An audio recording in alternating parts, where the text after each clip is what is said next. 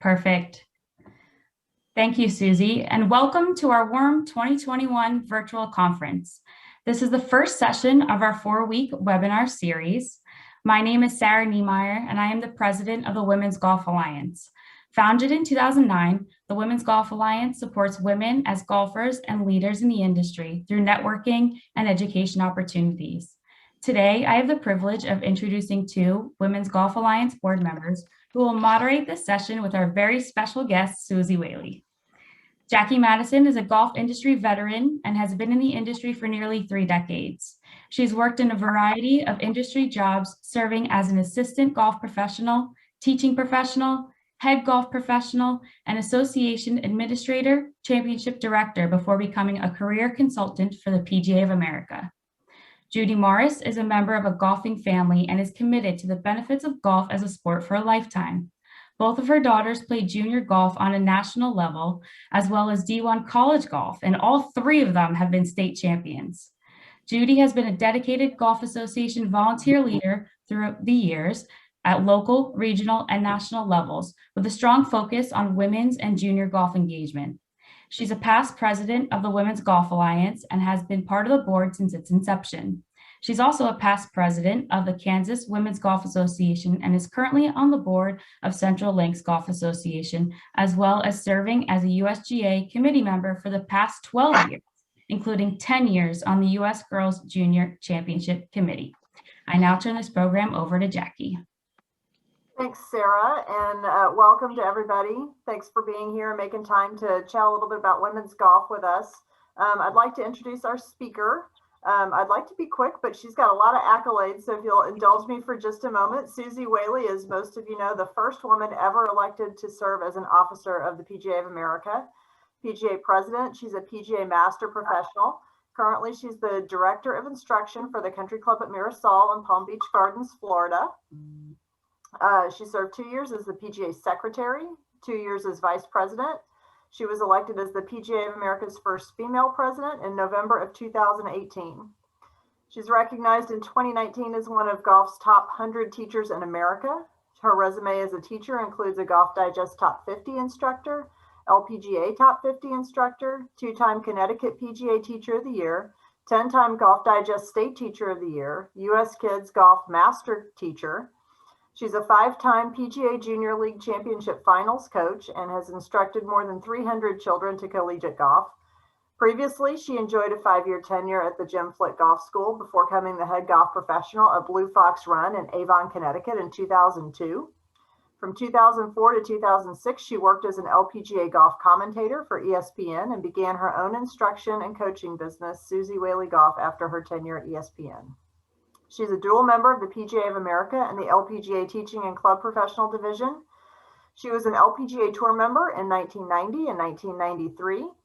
She was the first woman to qualify and participate in the Greater Hartford Open, becoming the first woman since Babe Zaharias in 1945 to qualify for a PGA Tour event.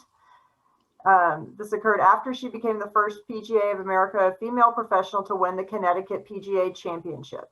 She's a 3-time Connecticut Women's Open champion, National LPGA Teaching and Club Professional champion, Connecticut PGA Section champion, Connecticut PGA Club Professional champion, and 2-time LPGA Northeast Teaching and Club Professional Section champion. She competed in both the 2002 and 2005 PGA Professional Championships, and she has recently competed in the U.S. Senior Women's Open as well as the LPGA Senior Women's Championship. She's a 2016 Greater Syracuse Sports Hall of Fame inductee. She serves on the Annika Foundation Board and the PGA Tour Policy Board. She's an honorary director for the First Tee of Connecticut, and she was honored with the 2017 Betsy Rawls Award from the American Junior Golf Association for her service, dedication, and contributions to women's golf. She was also named a 2015 Sports Business Journal Game Changer, cited as a female leader who has had a major impact on sports business. She received the 2015 Margot Dydek Award from the WNBA's Connecticut Sun for her ability to engage, challenge, and inspire while serving as a role model. Suzy's a 1989 graduate of the University of North Carolina, go Heels, and a bachelor's degree in economics. She and her husband Bill are both PGA members, and she has 2 daughters also who are fine golfers in their own right. So without further ado, I'm going to turn the session over to Suzy Whaley, and we look forward to hearing what you have to say. Thanks so much again for being here, Suzy. I can't tell you how much we appreciate it. Well, hi, everybody. It's completely my pleasure to be here. And I ran off my lesson tee to get here. So hence my golf attire. I'm hoping some of you are in golf attire as well, and maybe some place where you're going to get out to play a little golf in the near future today, which would be great. And thank you for that very kind introduction. I hope everybody stayed with us through that. But it's always my honor, privilege, pleasure to be able to speak to women who love the game of golf as much as I do. I'm extremely passionate about it. I grew up playing the game in Syracuse, New York, for those that don't know my history. And as you can imagine, Syracuse wasn't necessarily conducive to a lot of golf due to the weather. So we played when we could. We played all summer long. My mom is who taught me how to play golf, not my dad, which people are typically surprised to hear. But my mom was the avid golfer in our family. She absolutely loved it. Her lowest handicap was a 16, which she was incredibly proud of. But she hovered around at 18, but always said she worked a heck of a lot harder at her game than I did. So she didn't understand why I got better than she did, which is true. And once my mom realized that she had helped me as much as she could on my journey in the game, I was lucky enough that she put me with a PGA professional in Syracuse, New York, named Joe Tesori, who became, a friend, a mentor, a wonderful coach. And what I credit my career to really is Joe. What I loved about the way Joe coached me is it was always a mindset of, you might not have it yet, but maybe tomorrow you'll get it. And so it wasn't necessarily about what I could do with the game, where I could take the game.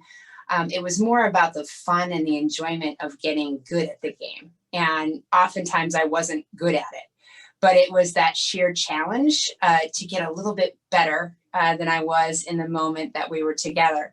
And that just spurred me on to want to be better and better, not just for me because I loved it, but for him too. And it became a partnership that lasted a lifetime. I still speak to Joe often. He's won numerous awards in the PGA of America, and I'm so happy to have had him as my real coach in the game from its inception. As was mentioned, I went on to play for the University of North Carolina at Chapel Hill, but that was not my intent. My intent was to be a ski racer in the Olympics. And I was hurt and ended up loving golf too. And thankfully at the time was a Title IX athlete. Really the inception almost of that I went to college on a full scholarship to play golf. But I was not going to take golf up as a career. I was going to go to law school and become a lawyer. And, so thankful that my mom, again, stepping foot into my world, said, you can always go back to law school. Why don't you give this a try after college and see if it's something you want to pursue? And I'm so thankful for that because golf has given me so much more than I could ever give back to it. But out of college, I went straight on the LPGA tour unsuccessfully. Really got caught up in the moment, didn't work very hard, tried to rely on my talent, and that didn't take me very far. I think I made about $2,500 that year. And then instead of going to law school, told my parents that I was going to work nights so that I could play golf during the day and try to get my card back. And that's exactly what I did. I met my husband in the meanwhile and ended up with these 2 beautiful daughters, both of whom love the game, and I'm so thrilled with.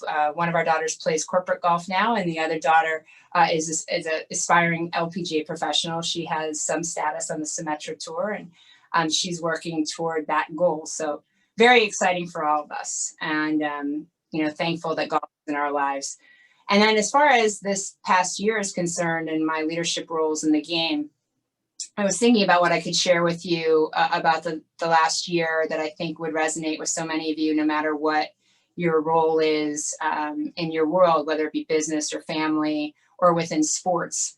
And obviously for all of us, the last year was unprecedented. Nobody expected it. Nobody had planned for it. And that was the same for us in our leadership roles, whether it was here at Mearsall as the director of instruction or whether it was as the president of the largest sports organization in the world.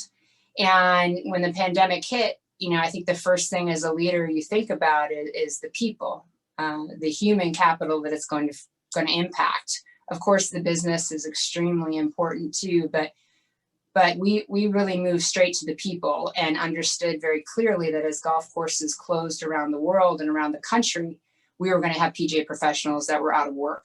And, you know, how could we manage that situation? How could we ensure that we were doing everything we could for our mission statement, which is strictly for obviously serving the game and growing the game, but really for our memberships. We exist for our membership. And that was first and foremost. So we had to set brand new priorities for things we wanted to get accomplished. We had to move funds to create a golf emergency relief fund, which not only was for our PGA professionals, but for those in the industry who would be suffering that weren't PGA professionals. We also wanted to make sure we got golf open as fast as possible based on CDC safety guidelines. So we immediately went to work in Washington, DC, legislating for the game, for the possibility that we could deliver it in a socially responsible way, and that our PGA professionals could be at the forefront of that, ensuring the safety of those that were at their facilities in a way that was aligned with the CDC guidelines. And that endeavor was probably one of the most challenging things I've ever had to encounter as a leader, because each county was different, each state was different, each city was different, each municipality was different. It was just an overwhelming task to try to get golf back open. And we aligned with all the allied associations in doing so. We had a collective voice in Washington. And due to that collective voice and the ability to gather as one unified vision, we were able to get golf open in most places in about 8 weeks' time. Certainly not in every place. And then we had to navigate the changes and the challenges that the CDC was put forth. But what you see now, what you're seeing today is the growth and surge in golf. I think that with respect to anybody that suffered from this horrible pandemic, if you could think of the two wonderful things that perhaps, if you could say it that way, that came out of this pandemic, is women's sports has elevated tremendously. The voice in women's sports has elevated tremendously, and golf has elevated tremendously. And if you were to ask me at a cocktail party or anywhere else I was, what are the two things I'm incredibly passionate about after my family? I would tell you it's golf and women's sports. So for me, as we ride this wave of surge in golf, I think now what we have to all look to is, you know, how do we continue to have that voice? Not just from the perspective of we're glad to have women playing the game, but from the business perspective that we've struggled so hard in the past to convey to facilities, to communities, that we are a good investment, that women are willing to spend their dollars in places where they're welcome, and women are ready to spend their dollars on golf. However, if we choose to go back to a model that ignores the business side of that compelling argument, and we continue to put women in situations that they're not comfortable, or that pace of play is a problem, or that they're being bullied on golf courses, or that they don't feel a part of that community, we will lose this upsurge just as fast as we got it. So, you know, I'm on a mission to speak out and challenge the traditional mindset of the game. I want to make sure anybody that wants to play the game has the ability to do so. We're opening up access, first property starting here in West Palm Beach, where we have raised money so that anyone in the community can come join us for golf. But I also want women to clearly understand the value they bring to a property, and to make sure that property understands that value statement and that value proposition, because we belong on golf courses, and we should have a say in how those golf courses run their operation if we're going to do business at those properties. So I'm a little fired up about that for sure. And I really want to see that surge of women continue. I want women to enjoy the game as we move on. And I want it tracked. I want the metrics tracked. And instead of just saying, yeah, we have a million new women coming to the game, but we lost 1 million, and the golf industry being okay with that, we need to change that. And we have the opportunity with groups like yours and other groups across the country to do just that, alongside of manufacturers and other strong voices in the marketplace. And finally, you know, the couple of things I would add that might be challenges as we move forward in the game is obviously the diversity of the game. We need to look more like the communities we serve. And we have not done a good job of that, but we've made steady progress, slow, but steady progress. I think that progress can be faster and better. And I think that's something, again, we all have to look at from a leadership perspective, a revenue perspective, and a business perspective to ensure that that's actually the opportunity. It's not just rhetoric, it's actually action that's measured, tracked, and reported back to. And then I think the other challenge is going to be what we've now built as a norm. So, and I'm generalizing, but golf courses today, people are used to a single rider car. They're used to a very quick pace. Here at Mirasol, it's under 4 hours now for 18 holes. And they do not want to go back. People are used to not touching the flagstick. They got used to not raking the bunkers. And all of that, great. We love playing fast. We love having the opportunity to play fast. However, the people it's leaving behind are our new golfers that have come into the game because they just can't keep that kind of pace when they're trying to learn how to play on course. So I think it's become a struggle for some of those who have loved finding golf as a refuge and a healthy activity, but they just are struggling to manage that pace on course and feel like they're having an enjoyable game. So I hope that facilities will take a hard look at that, will help those that are new navigate the open times on a tee sheet, obviously allowing them to play anytime they want, but for a more relaxed, casual time. We recommend here. I hope coaches continue to train to help pace of play, to go out on the golf course with those that are their clients, whether it's at public or private, to teach them the little nuances of going quickly, of how to navigate around the greens quickly, about how to navigate the cart quickly when you're the only one driving in a single rider car. So these are things I think PGA professionals and LPGA professionals can take on. But they need to be taken on so that we all of a sudden don't look up in 4 or 5 months and say, where did everybody go? Not realizing that they just didn't feel like they were somebody who could keep pace on course. So we have some real challenges in front of us, but the exciting thing is golf is 14% up year over year, which is incredible. We haven't done that since 2007. We have over 600,000 new juniors playing the game that we've never had before, which is incredible. We played 50 million more rounds last year than we did in 50 million than we did in 2019. And it just goes to show you that everything all of us on this call have always known, that golf is absolutely the best sport.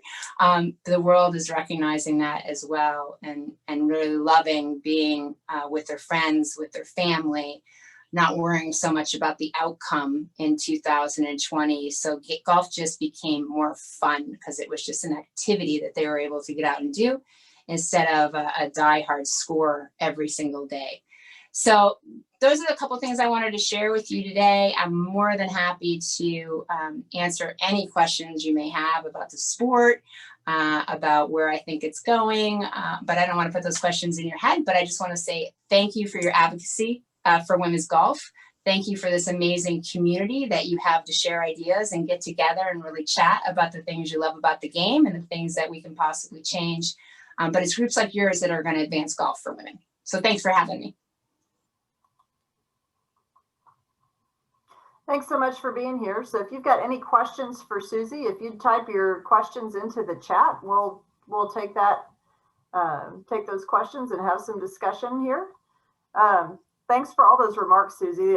You brought up several things I hadn't thought about, but I'll get the questions started. And one of the things I was listening to, catching up on some stuff from the PGA show this morning, and talking about the experience, women, men, millennials, how differently we all interact with the game, different perceptions of customer service. And one of the things that we've discussed several times is about the actual physical golf course itself. What are you seeing, recommending in terms of the physical golf course that makes that attractive to women? I know most of it is probably pretty long for the average female golfer, and that can leave them very frustrated at times that they can't play the golf course from the tee box to the green as it was really intended to be played. Yeah, and I share their frustration. You know, we've been talking about this for quite a while, and we even did an enormous study in 2015 on the setup of golf courses. And I don't know if any of you on the call remember the Tee It Forward campaign, which I was really excited when the Tee It Forward campaign came out, because those of us as golf professionals are always trying to get people to tee off in a place that's the most comfortable and enjoyable for them to play the game.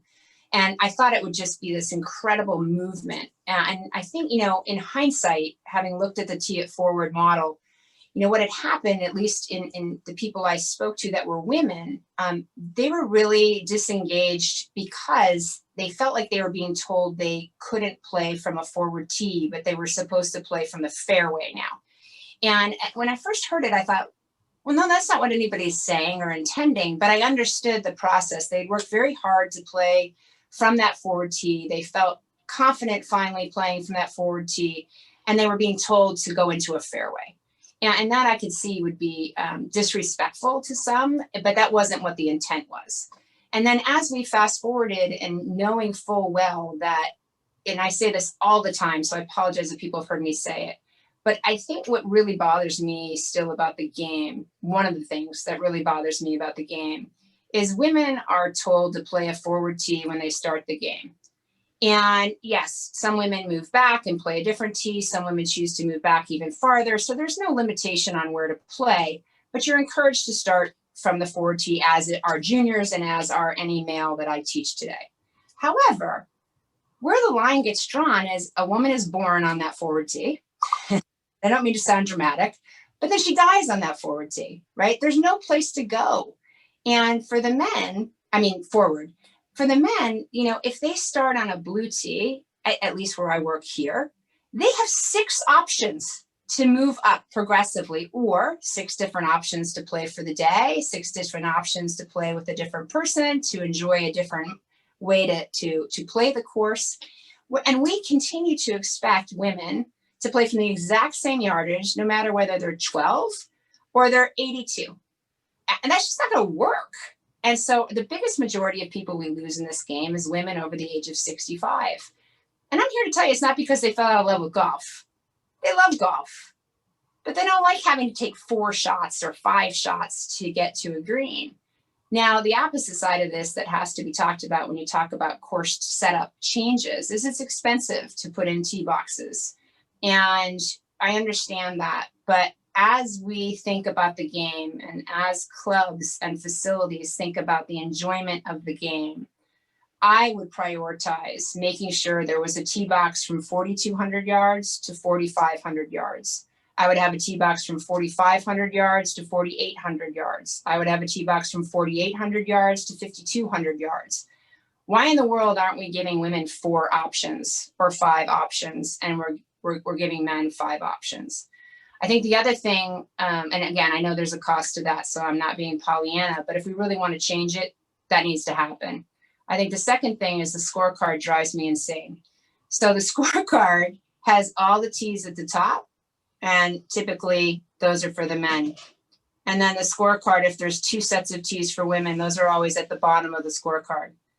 So any male that should really be playing the 2 at the bottom are not going to play those 2 because we've already designated those as gender specific. So we continue to say we're going to make the game non-gender specific, but the second you get your scorecard, you realize very clearly that you're at the bottom of the scorecard and everybody else is at the top. Why aren't we just listing every single tee at the top and then leaving the scores for the middle? This is not a hard thing to do, but the scorecard has never changed over the time that I've played the game, never. But what it says to my female students when they start is you're down there, right? And those are the 2 tees you're supposed to play.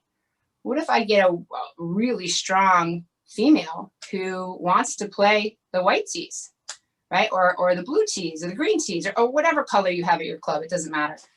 Some clubs don't even have them labeled now as colors, which is fantastic. But I think we as a group, right, need to realize there's subtle unconscious biases still being delivered in our game that are easily changed and perhaps not intentional, but we can change them and we can deliver a product that more women would enjoy. Great point. Question from Amy Lillibridge. What do you think we can all do to not only ensure that we're bringing women to the game, but also ethnically diverse women? Yeah, so such a great question. And I think that they have to be invited. You have to extend a hand, you have to make outreach, and then you can't leave them. Right. So, and what I mean by that is, all of you who play the game or who have grown up in the game, we don't realize our unconscious bias of things that we know, that we assume everybody knows about the game, where to park your car, where to leave your clubs when you go in to have, an iced tea, how to put your clubs on the car if you're the driver, where to park the car if you're playing with a lefty. All of these little nuances in the game are easily picked up, but unknown. And so when you invite somebody to join you, and it could just be to go putting, right, on a putting green at a public golf course near work. It could be to go hit a bucket of balls. I look at that as a golf experience. It could be going to Top Golf or Drive Shack to introduce somebody to the game in a really welcoming way where they don't have to worry about their outfit. They can wear their leggings and a t-shirt and have some fun and enjoy. We put all these restrictions on the game at its inception, which makes it really hard to make it a choice. Women, whether they're from a diverse background, whether they're not from a diverse background, have a multitude of choices of what they can do with their free time. If they're working, they have X amount of hours that they can choose an activity. And if that activity seems really challenging to even wear the right outfit to, I think it makes it really hard to say, Ben, I can't wait to go do that with you. Oh, wait, I have to go buy this, and this, and then I have to get this. I think we have to, together, when we make that invitation, just say, hey, you can wear sneakers, gym shorts, and a t-shirt tonight. We're just headed to, Drive Shack, and we're going to have some great food. I'm going to teach you how to hold the club and what golf is about.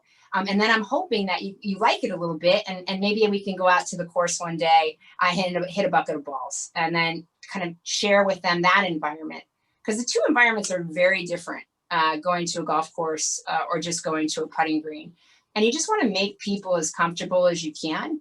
And once they're in that coaching learning process, or get them involved in some lessons with you, even if you're a better player, once they get to know that coach, once they get to know that facility and feel like it's really, they're a member of this new golf community, it's a very easy sell.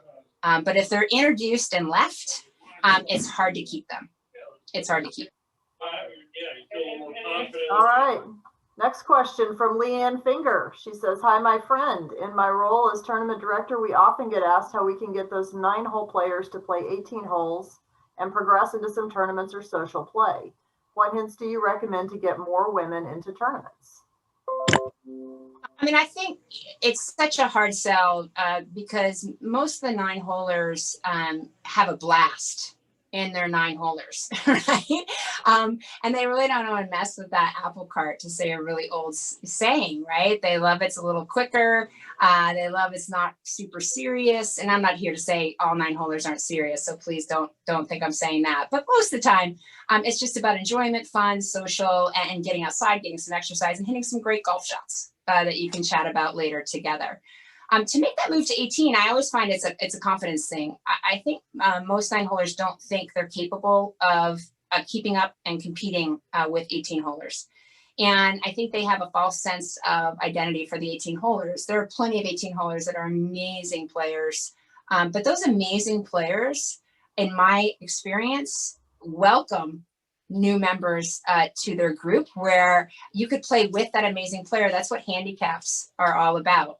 And I think if people really understood the handicap process, most of you on the call could probably, kick my tail, because if I'm giving you 10 shots or whatever your handicap may be, it's really hard for me to beat you, no matter where you play from. So I think if you change your mindset a little and realize, it's not about not embarrassing yourself, which I think all of us have inherently in our minds when we play in a tournament, you have to realize you're the only one that can allow that to happen. You're the only one that can feel that kind of pressure. Don't let other people put that on you. And you're going to have crummy days, and you're going to have really great days. But those crummy days don't define you. It doesn't define that you're supposed to be in some sort of group 9 or 18 holes. you have to look at yourself as a golfer. All of us are just golfers. And whether we choose to play 18 one day or 9 one day in a tournament, that's your choice specifically. But I encourage you, because you'll have a whole new network of people to play with. When you enter an 18-hole tournament, you'll find people just like you who were afraid or intimidated. You'll get to share those stories, laugh about it. You get to laugh about your horrible golf shots. And you'll get to celebrate your great ones together. So I just encourage everybody to give it a try. And then I also encourage associations to make sure the first 18-hole event that you're inviting 9-holers to join is something that's really less intimidating, where they don't have to keep an individual score on every hole. So perhaps it's a shamble event. Perhaps it's a partner event. 18-holer partners up with a 9-holer. You're just taking the best ball. Don't make a 9-holer have her first 18-hole tournament be where she has to post a score and then you put it up for the world to see on Blue Golf. That's just not fun. And I find that a lot of associations are posting the results, which that's totally up to that association and the group playing. But the top 5, okay. The rest, do they really need to be posted? I don't think so. I think it's just about enjoyment. So I think there's a couple ways. And then finally, I would just ask you, I would say survey the group, survey the 9-holers and survey the 18-holers and ask why. Why do the 9-holers not feel compelled to play 18? And you might get some answers that you weren't expecting. It could be time constraints. It could be work constraints. It could be family constraints that you don't have control over. But I would make it less intimidating, more fun, welcome them in a really great way where they can contribute to a team, they contribute to the 18 holes and realize, you know what, this is fun. And I met some really great people I'd like to play with again. Fantastic. From Maggie Will, she says, at our club, we added a non-gender tee last spring. It was a big hit and it allowed newbies to enjoy the game faster. What are your ideas for pace of play going forward now that we have found a way to play faster? Do you see single rider vehicles going forward? Hi, Maggie. Good to hear from you. I'm glad you're doing great. I think the hard part about single rider vehicles is on the superintendent and the agronomy. Golf courses can't take the compaction of 4 carts every single tee time. And what compaction is the turf. And what we're going to see after 2020 is we are going to see turf dilemmas at facilities around the country because the impact on the golf course is too hard. And environmentally, I don't believe single rider cars will be popular in the future. However, it's very hard to convince the public and private memberships to go back to a double rider seat. So in Florida, we are now allowed, based on the CDC guidelines, to have 2 people in a golf cart. I would tell you maybe 4 groups a day at Mirasol take us up on that, and it's typically family. So it's going to be a very, very hard sell, but I don't see it moving forward because people just aren't going to have the facility that they wanted based on how the facility due to all that compaction on the greens. I do think, however, I hope it encourages more people to walk. And I feel like that's been a good part about COVID. 75% of the golf courses in the country are public golf courses. And many more people have now, probably a lot of you on the call have realized you can't get a push cart for like 8 months, right? If you try to order one. So, I think that's a bonus. Certainly the club car and E-Z-Go and Yamaha aren't happy when I say that kind of thing. But really, it's wonderful to see more people walking and enjoying the game as I think it was intended. As far as pace of play is concerned, I also find that most of the time, if you're walking, you're faster than if you're in a golf car that has to be on cart pass only or that has restrictions for golf pass only. But I also am keenly aware that there's people who cannot walk 18 holes and need the golf car. So in no way am I saying we shouldn't have them. As far as pace of play is concerned, we certainly have an initiative for pace of play. This isn't a popular comment for manufacturers, but I always want the people that I coach and teach to go out on the golf course with a manageable set of golf clubs. So some golfers, of course, should have 14 golf clubs in their golf bag. They all go a different yardage. They understand the differences and the nuances of the trajectory, and they need all 14 of those. And then there's plenty of golfers, male and female, that probably only need 6 because that's what they choose every time anyway. And so the management of only having when you're learning or you're trying to get better, or you just find your club head speed doesn't really make the clubs go a different distance. It's so much easier to manage your game if you just know, okay, my favorite club in my bag is my 4 hybrid. I use it every single time for my second and third shot, and then I'm going to hit it on the green. And you lose that sense of, oh, what do I hit next? What am I supposed to be? How far am I? What am I supposed to? That just takes a lot of time. So just kind of designate, or with a PGA professional, where you are in your game, what the options in your bag look like, and really where you can prioritize for the options that you have. And that will make you faster in itself. And then, of course, there's all sorts of little tips like, when you tee off, if you're not the driver and you finally are back to 2 rider cars, do not put your driver away. Just sit with it until you get to the next golf ball. It's the same for every single shot. You don't have to put your clubs away every time you use them. Carefully hold them if you're riding in a car. And if you're driving, of course, you're going to have to put them away. But that makes golf way faster. Park the golf cart behind the green. Park your push cart behind the green. Always be walking away from play, not toward play. Put your clubs on the flagstick if you're currently taking those out. And then, be nice to your friends. Like, I always find, generally, again, speaking, I don't want to offend anybody, but women don't give any putts, right?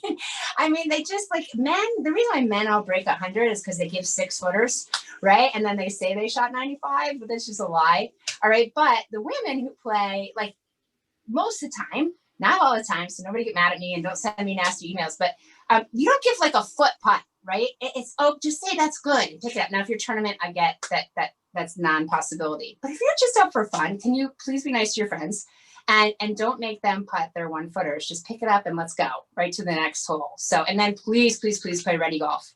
Ready golf is just, and I'm sure everybody knows it already, but if you're ready to go, go. If you can't harm somebody and nobody's in front of you, go.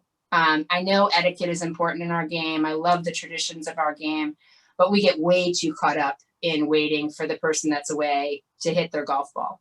And if somebody does that to you and you didn't announce on the first tee that you're playing ready golf and they're aggravated you went first, just explain that you just really would like to keep pace today, and let's hope we all can play ready golf. It just makes the game so much more fun.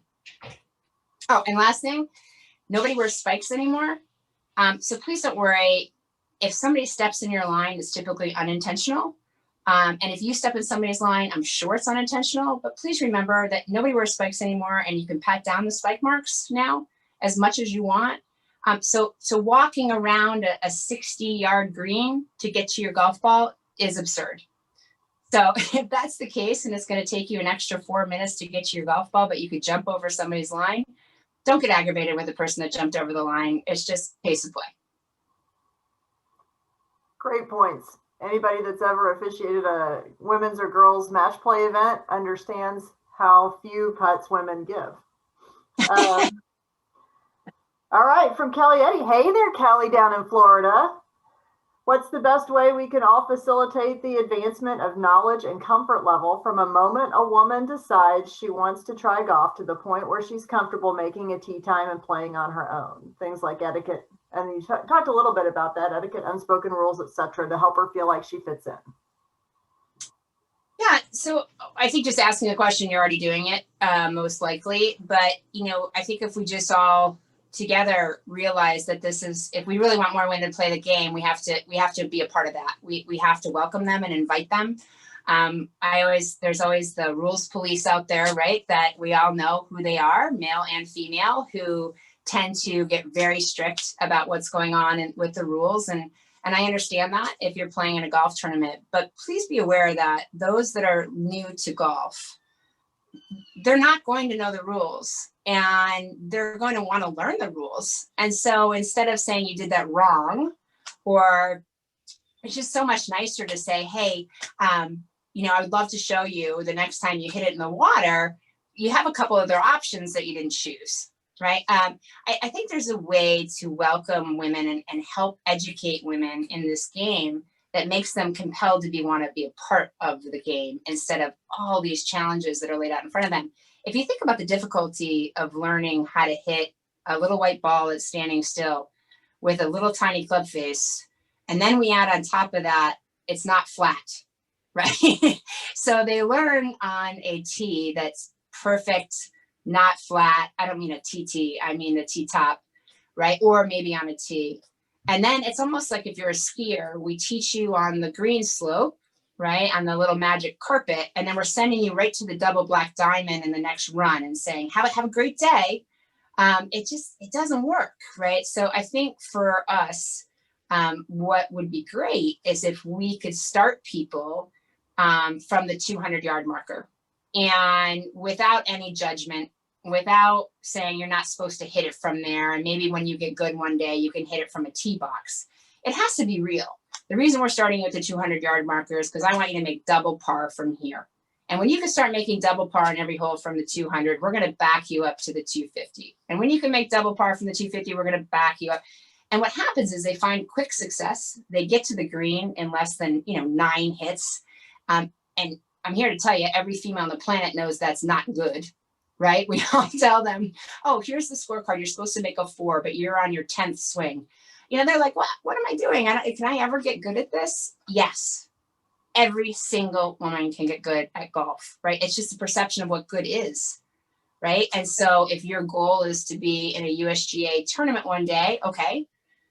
But I find most of the women that I coach, their goal could be anything from breaking 115 to breaking 100 to breaking 90 to breaking 80. So to specifically answer your question, I always ask people what they want out of the game, what their goals are. I am their partner in it. I never say good luck when they leave a lesson. I want them to feel like I am doing it with them, that I'm walking this journey with them, that they can reach out to me anytime. And then I just give them the it's okay rules, which we came up with years ago. I let them throw it out of a bunker after 2 shots. I let them tee it up in the fairway if they want to. I make sure they only have 1 practice swing, not 4. So there's little nuances. I make sure that they have a pace of play. I take them out on the course late in the evening where there's no pressure behind us in large groups, and we walk through scenarios. It's just women love this game. When they learn it, they get more addicted, I think, than half the guys I teach. But they're immense learners. They just want to know, and they don't want to embarrass themselves. And so if you look at everything from a lens of, if I was brand new at this, what would I need to know? And then help that person that you're introducing to it in that way. I think you'll realize how many things you already know about the game that aren't inherent or obvious. And once you realize that, women they're like, I love this. They're taking the tee times. They're making friends. They're like, thank God I don't have to play with my husband anymore or my partner anymore. It's fabulous, right? So I just think it's a mindset for all of us that are better players who have been around it longer, to realize we also have that unconscious bias, and that we don't realize the difficulty of actually being accepted into our community. And when we realize that, the world will open up for the game amongst diverse cultures, amongst women, amongst LGBTQ, it's just like, let's just get to 2021, because it's ridiculous and I've had enough. I want everybody that want to play the game to play it, but we're a part of that. And we have to be a huge part of that to make a difference. Excellent. Suzy, how are we doing on your time? You have time for one more? Yeah. Okay. So from Elizabeth Rice, she says, thank you. I appreciate you mentioning the tee situation. For me, my issue has been that I usually play 6,000 to 6,300 yards, which is usually the men's white tee here in Maryland. After a round, I actually cannot even log my score from those tees and always have to manually adjust it based on what the longest tee I can record is for my handicap. So thoughts about those women who are moving beyond the forward tee? Yeah, so good for you, playing where you like to play and where you have the most enjoyment, but unacceptable for your facility not to have that tee rated for women. So my advice would be to go to your the head professional there, the director of golf, the general manager, whomever is the executive leader of that facility, and request that all the tees are rated for both genders. So the forward tee should also be rated for men. If there's a tee in front of that, it should be rated for men. every tee on every golf property should be rated for men and for women, in my opinion. And I think it's absolutely, if you play that course and you do business at that course multiple times, that should be accommodated for you. Excellent. Excellent. Well, thanks all. Let's see. Oh, one more question from Janine Young. How are you educating women who are not already involved at a local club, private or public, to programs introducing them to the game? Yeah, we were not doing a very good job of that as an entity, meaning, so the PGA of America, we now just the last 2 years, COVID has slowed us because that was a problem. State golf associations do a wonderful job of inviting women to the game, of offering group play days, tournaments, championships. But for the golfer who isn't looking for that championship type venue, there really wasn't a setting to invite them. And so we started a digital platform on PGA.com. PGA of America has just taken over that. And we also have PGA.coach, which is coaches on there. What we can deliver on PGA.com is profiles of facilities where you would type in your zip code, and those facilities profiles would come up with all the programming that they're offering at those facilities. Currently, we have about 1,800 profiles loaded. Keep in mind, we have 29,000 PGA professionals across the country. So we aren't where we need to be in offering every community that option, but excited that in the future, you'll have a much easier time of figuring out, well, where can I go for women only lessons, for example? And if that's not what you're interested, where can I go for a league? Or a mixed league, or whatever it is you're looking for, you'll be able to find that on PGA.com. And I know the LPGA has their Amateur Golf Association, which offers an enormous amount of opportunity for women looking to get engaged in the game. And then finally, we just recently, 2 years ago, purchased a company called Next Gen Golf. And so for those of you on the call that are just out of college, or young in your working professional career under the age of 40, they have leagues across the country now that you can participate and join in. It's called Next Gen Golf, and some are not competitive. So for some of you that are looking for the competition, you'll find that through Next Gen Golf. And for some of you who are looking to learn, you'll find opportunity through Next Gen Golf to get together with other people, your peers, your cohorts, your age group in the vicinity where you're in. So it was based in Boston as an example. And my daughter, Jen, has found some really fun people to play with through Next Gen Golf. So those are a couple options. It's a great question. We need to do better on it. And I'm looking forward to PGA.com getting built out so we can offer you that. Thanks so much, everybody. Suzy, I just can't tell you how much we appreciate you being here and sharing your time with us and your thoughts. It's meant so much to us to kick off this series this year since we couldn't be in person. This is our gift to the women's golf community this year. And so we just, anytime we can get you to talk women's golf and promote women's golf, we're just so happy to have you. Thanks so much. And I think, Judy, you've got a few things to close up.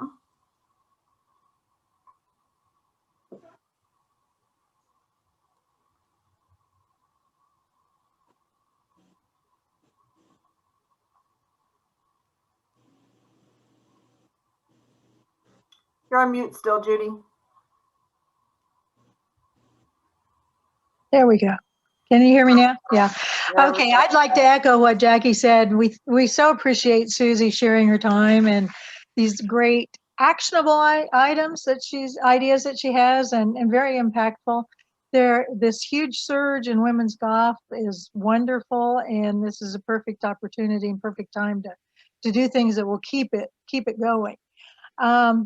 But ladies and gentlemen, we are really also pleased that each of you chose to join us today as we launch this first session of our Women's Golf Alliance virtual conference. And we really look forward to having you join us the next several weeks as we move forward with our additional sessions. Just a reminder, there are 3 more sessions. Next week is on a Wednesday, March 31st, and it consists of 2 one-hour golf administration segments with panelists from golf associations throughout the country. You need to choose two of the 4 options. There's women's events or member services at noon Eastern time, and leadership or marketing at 1 o'clock Eastern time. So when you register, indicate which one that you want to attend, which ones that you want to attend. Following along then on April 7th, which is also a Wednesday at noon Eastern time, topic is site procurement, unique strategies to help you develop your championship schedule. And this is particularly timely right now in the COVID era because the golf courses are busier, which is great, but creates more competition for setting dates, and outings generate more revenue oftentimes. So right now we have a panel that has Chris Gaffney of the MGA and Chris Strauss of Troon to provide strategies and discussions to get a perspective from both the golf administrator and the facility or the management company on the best way to present our requests for times and dates.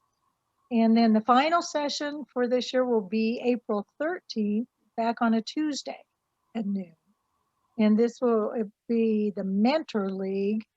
Linda Reed, who is with the Women's Golf Ambassador for Morton Golf and Hagen Oaks Golf Complex in Sacramento, California, will talk to us about a Women's Mentor League that they developed and how that works. It's an intriguing idea, and I'm sure we'll be able to learn get some ideas to use it all in our own areas from that. Now, moving forward, as you see, this is a virtual conference. Traditionally, the Women's Golf Alliance has a spring in-person conference, and recently it's been in Phoenix.